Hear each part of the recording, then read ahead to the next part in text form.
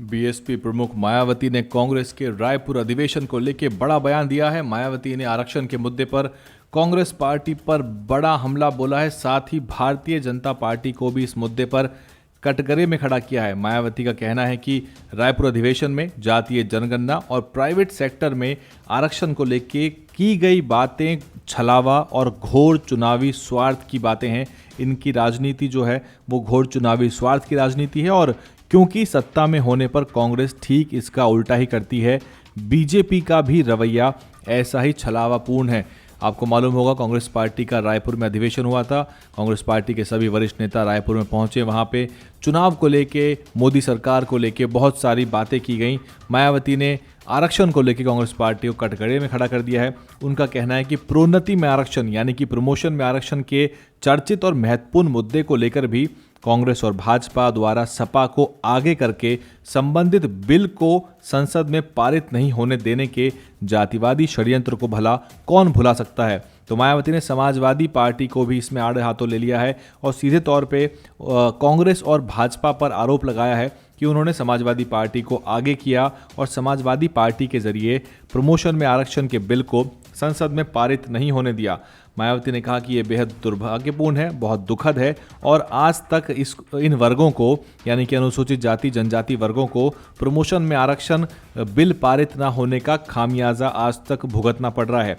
मायावती का कहना है कि इन्हीं बसपा विरोधी पार्टियों के षड्यंत्र का परिणाम है कि सरकारी नौकरी और शिक्षा में इन वर्गों का आरक्षण लगभग निष्क्रिय और बेकार हो गया है, निष्प्रभावी हो गया है और इनकी आरक्षित सीटें सालों साल खाली पड़ी रहती हैं। जबकि ईडब्ल्यूएस का जो नया कोटा लागू हुआ है उसको सरकार मुस्तैदी से भरती है। तो मायावती ने लगे हाथ ईडब्ल्यूएस पे भी निशाना साध दिया।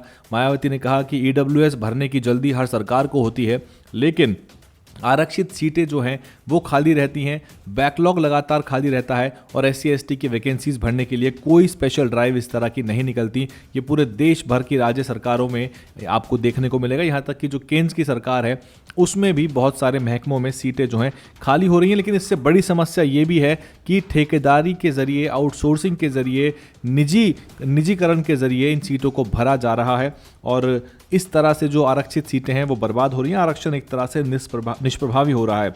मायावती ने बताया कि इन सब से सावधान रहने की ज़रूरत है। साथ ही कांग्रेस और अन्य जातिवादी पार्टियां सत्ता में रहते हुए खासकर दलित और आदिवासी वर्ग को पार्टी संगठन में ऊंचे पदों पे से दरकिनार रखती हैं। यानी अच्छे वक्त में अन्य वर्गों को ही पूरा महत्व मिलता है और सत्ता से बाहर होने पर बुरे वक्त में इनकी याद और उनके वोट बैंक के लिए घड़ियाली आंसू बहाए जाते हैं। तो मायावती ने इशारों में मल्लिकार्जुन खड़गे की तरफ शायद इशारा किया है कि किस तरह से सत्ता जब आती है तो ये पार्टियां भूल जाती हैं दलित आदिवासी वर्गों को, लेकिन जब सत्ता चली जाती है तो बुरे वक्त में दलितों की, आदिवासियों की याद आती है। लेकिन इनको घड़ियाली आंसू मायावती ने करार दिया। आपको मालूम होगा 2023 में विधानसभा के चुनाव है, छत्तीसगढ़ में भी चुनाव होना है। तो मायावती ने इसी मद्देनजर कांग्रेस पार्टी पे बड़ा हमला बोला। क्या कुछ सोचते हैं इस पूरे मुद्दे पे, कमेंट करिए। DNN हिंदी को सब्सक्राइब करने के लिए दबाएं लाल रंग का सब्सक्राइब बटन और घंटी का बटन दबाकर ऑल नोटिफिकेशंस पर क्लिक करें। चैनल को जिंदा रखने के लिए नीले रंग का ज्वाइन बटन दबाकर चैनल को आर्थिक सहयोग करें।